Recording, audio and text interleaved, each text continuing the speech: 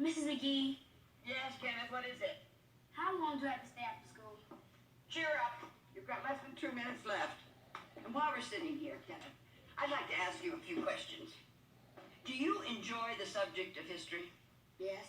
And do you find my classes interesting and maybe even sometimes stimulating? Yes. And are you answering in the affirmative because I'm asking the questions? Yes. Has anyone ever told you that talking to you is like taking a multiple choice test? Yes. You try my patience, Kenneth. You really try my patience. Thank you. Your time's up. You can go home now. But in future, Kenneth, I want you to take every single assignment I give you seriously and do the very best job you can. Success in life depends on a good education. Not always. I beg your pardon? That's not what my brother says. What does your brother say? My brother says, it's not what you know, it's who you know. I see. And who does your brother know? Nobody. That's why he doesn't have a job. Go home, Kenneth. I'll do better next time I have a paper to write. Guess what? Next time is now. I want you to redo your paper tonight on Valley Forge and have it on my desk first thing in the morning. I should get my mouth shut. Hi, Dr. Don't run in the hall, Kenneth. Sorry about that, Doctor. How nice to see you. Thank you. Come right in and sit down. Anywhere. Thank you.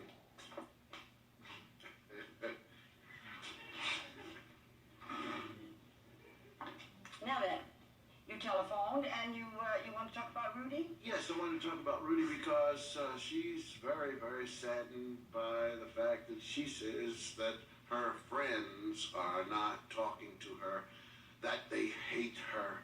I tried to explain life and people to her, but it just seems to have, things have just gotten worse. And let me ask you something. Did you talk to Mrs. Huxtable before you gave Rudy all this splendid advice? She's out of town, isn't she?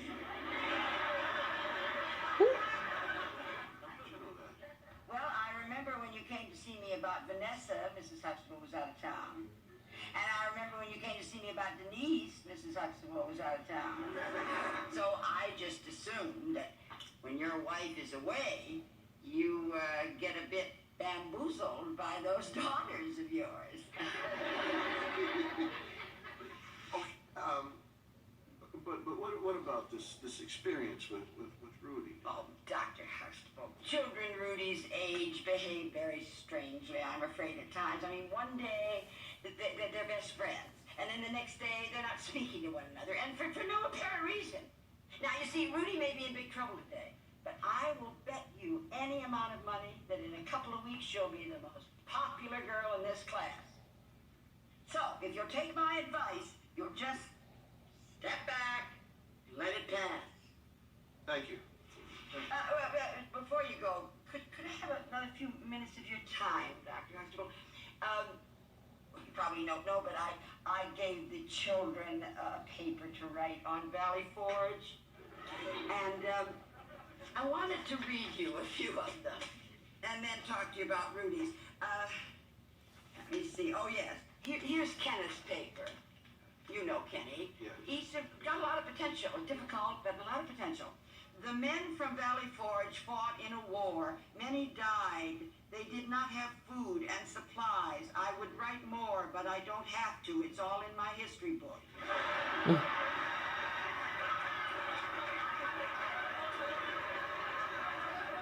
And now, this is Amy's paper. Amy is a hard worker, bright girl. George Washington and his men spent the winter in Valley Forge. It was in 1777. It was cold. They had very little supplies, but they were brave. They lasted until spring. Now, I'll read you a few lines of Rudy's paper. Honestly, I was just amazed. She has an enormous grasp of history. George Washington and his men faced hardship and sacrifice in pursuit of a dream called America. She refers to the harrowing campaign of 1777. The insurmountable obstacles threatening ultimate success. And my absolute favorite, the ubiquitous melancholy that descended on the downtrodden warriors. It's just terrific, isn't it? I mean, it gets better every time I read. I think Rudy should go straight to college.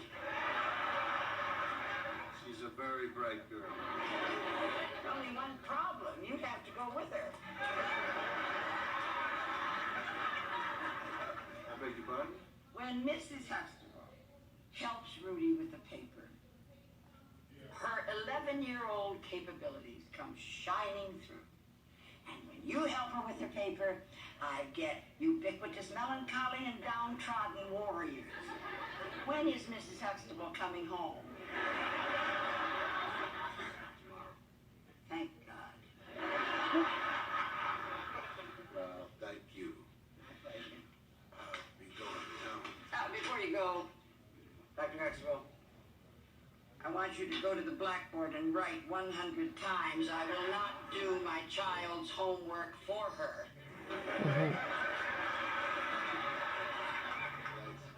That is funny. I'm not joking. Start writing.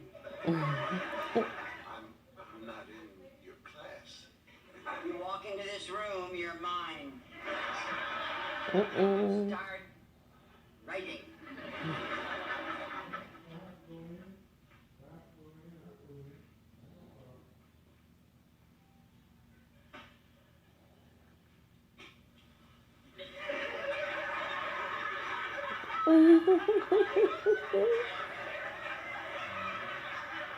Don't write big.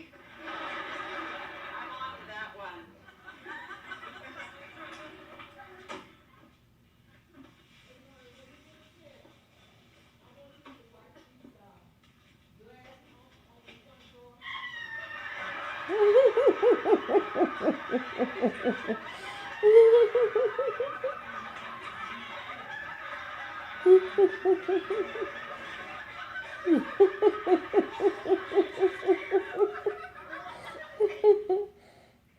Dr. Huxtable?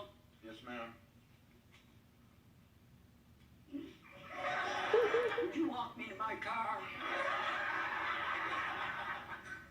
Might be a harrowing experience. Well, if you don't run into any insurmountable obstacles, I'm sure that we'll have ultimate success.